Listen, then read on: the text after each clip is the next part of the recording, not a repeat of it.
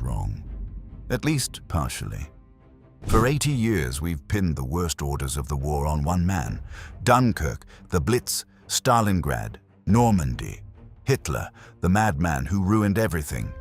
His generals, on the other hand, are usually portrayed as the geniuses who saw it coming and got overruled. Here's the problem. A lot of that story was written by the generals themselves after the war, when they had every reason to make sure history remembered it that way. So we went back and found out who actually gave these orders. It's not who you think. Chapter 1. The Halt Order, May 1940. The German advance through France had been the most successful campaign in modern military history. Then, on the edge of the trapped British expeditionary force, the panzers were ordered to stand still. Here is what most people believe. Hitler stopped the tanks deliberately to let the British escape, hoping London would accept peace. In reality, the halt began further down the chain. Gerd von Rundstedt, commanding Army Group A, wanted his armored divisions rested and repaired before the next phase of the campaign. Roughly half of his tanks were in need of maintenance. The ground ahead was Flanders, canals, marsh and drainage ditches, poor terrain for armor. 3 days earlier, a small British counterattack near Arras had badly frightened the German command, suggesting the enemy still had teeth. Hitler visited Rundstedt's headquarters on May 24th and endorsed the decision.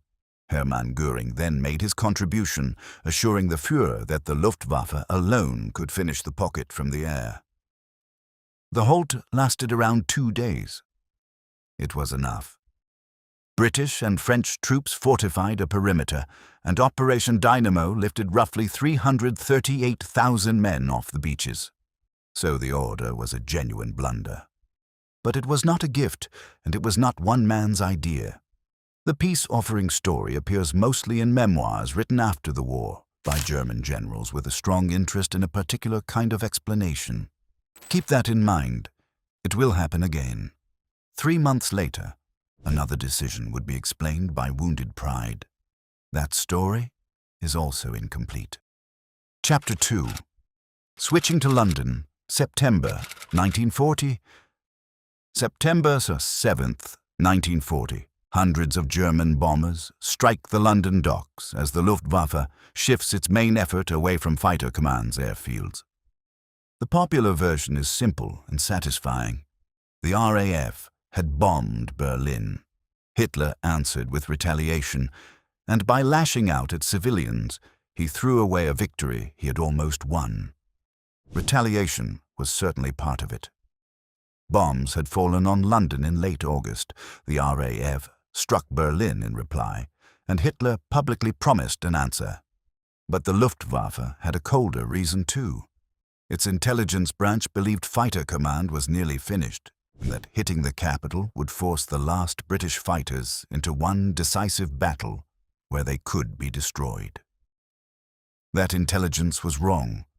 Fighter command was hurting, but it was not collapsing. British aircraft factories were replacing losses faster than the Germans believed possible, and the real shortage was trained pilots, not machines. Many historians now argue the RAF was in serious trouble, but had not reached inevitable defeat, which changes the verdict. The order did not clearly throw away an otherwise certain German victory. It redirected a campaign Germany had still failed to win, and it did so by starting a bombing offensive that would kill tens of thousands of civilians and shatter whole neighborhoods without breaking British morale. It was a failure of intelligence dressed up as a failure of temper, and the belief behind it, that one massive blow could finish an enemy, was about to be pointed east. Chapter 3. Turn south to Kiev, August 1941.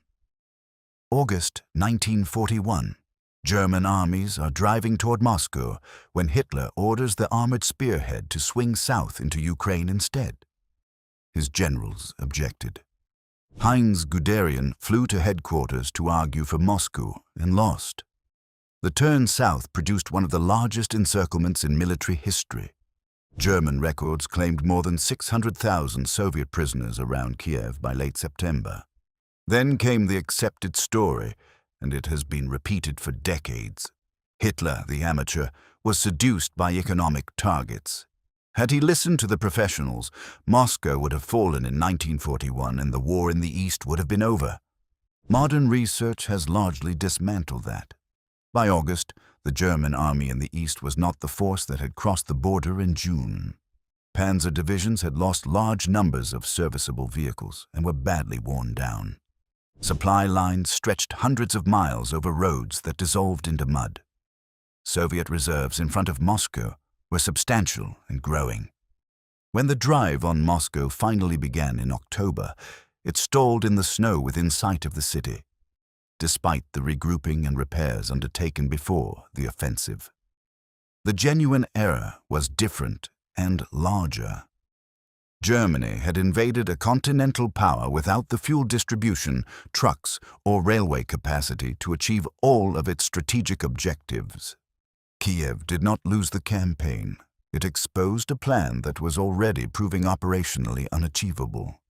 A year later, the same refusal to accept limits would be applied to a single city on the Volga. This time, nobody would be permitted to retreat. Chapter 4.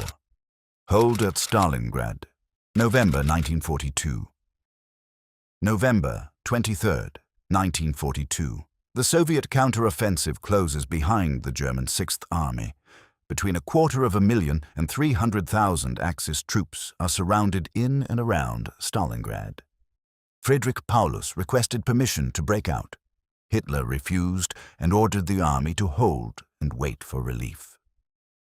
Göring, once again, promised the impossible, that the Luftwaffe would supply the pocket by air. Paulus's staff calculated the Sixth Army needed hundreds of tons of supplies daily. The airlift managed only a fraction of that and never came close. The received version says an immediate breakout in late November would have saved the army. That is far from certain. The Sixth Army was desperately short of fuel, temperatures were falling below freezing, and thousands of men were in no condition to march across open steppe under attack. But there is a second claim that deserves more suspicion. After the war, German commanders argued that the doomed stand had bought time for German forces withdrawing from the Caucasus. There is something to that, and it was also an extremely convenient argument for men explaining why they obeyed. In December, a relief attempt fought to within about 30 miles of the pocket, then stopped. Paulus never moved to meet it. Around 91,000 men marched into captivity. Roughly 6,000 came home, some of them more than a decade later. By 1944, the habit was fixed. Major operational decisions and key strategic reserves increasingly required approval from one man, and that habit was about to meet the largest invasion in history. Chapter 5. The Reserves at Normandy, June 1944. June 6, 1944. Allied troops are ashore in Normandy, and key German armored reserves are sitting still, waiting for permission. You have heard the story. Hitler was asleep, his staff supposedly hesitated to disturb him, and the panzers that could have thrown the invasion into the sea arrived too late. The core fact is true.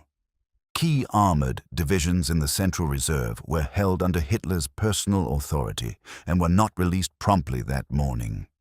But the tidy version leaves out the inconvenient evidence.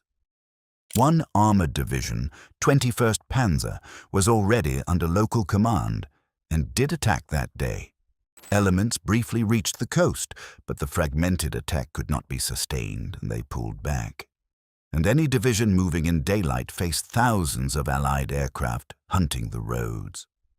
When Panzer Lehr moved toward Normandy, Allied air attacks repeatedly disrupted and damaged its columns before they reached the battlefield. There was also a deeper failure underneath the famous one. German commanders had spent months arguing about where the reserves should sit. Rommel wanted them on the coast, others wanted them held back. And the compromise satisfied nobody. Meanwhile, Allied deception kept an entire German army waiting near Calais for an invasion that never came. So the Sleeping Führer story is not false, it is just far too small. The order that failed at Normandy was not given on June 6th. It was given over years by a command system that made hesitation compulsory. Conclusion: 5 orders, 5 disasters. And in almost every case, the version we inherited is cleaner than the truth. That is not an accident. Much of what the English-speaking world learned about these decisions came from the memoirs and interrogations of surviving German commanders. Men with strong incentives to portray the professionals as capable and the dead dictator as the source of every major failure. It was a useful story. It was often deeply self-serving. The real lesson is harder. These were not the mistakes of one madman. They were the mistakes of a senior command culture that increasingly constrained initiative, trusted faulty intelligence, and mistook willpower for supply. Which order do you think was the worst? Tell us in the comments and subscribe for more from the Second World War.